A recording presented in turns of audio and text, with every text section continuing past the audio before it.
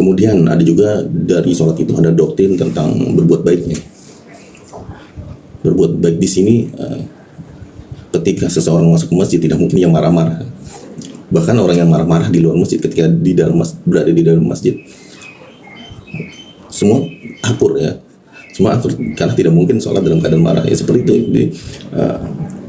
Ketika seseorang melaksanakan sholat secara otomatis ia dipaksa dengan doktrin keterpaksaan ini agar menjadi baik ya, seperti itu.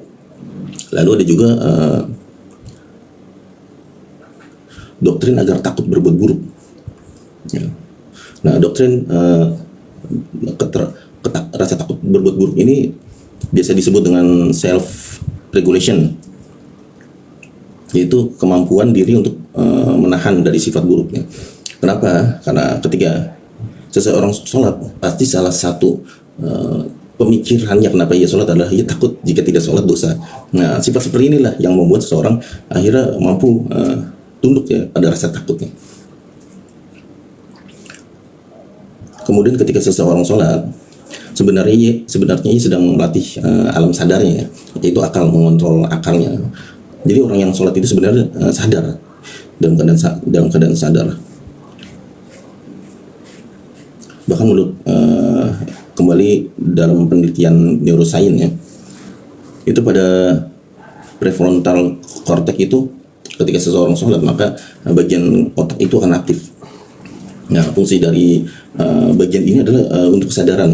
Jadi ketika seseorang sholat sebenarnya ia sedang sadar dengan kesadaran yang maksimal ya. Bahkan menurut penelitian puncak kesadaran tertinggi itu terjadi ketika seseorang sholat. Artinya sebenarnya ketika seseorang sholat itu ia sedang melatih otaknya untuk berpikir rasional.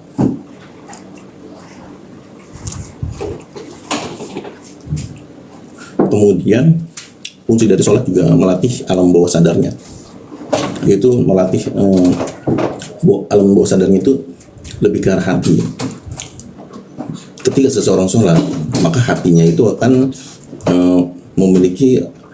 membangun sifat moralitas yang tinggi. Semakin dia religius ya, maka ia akan memiliki moralitas yang semakin tinggi.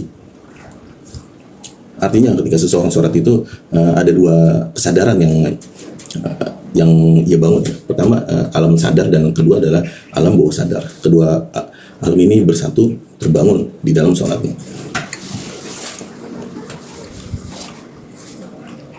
Kemudian yang paling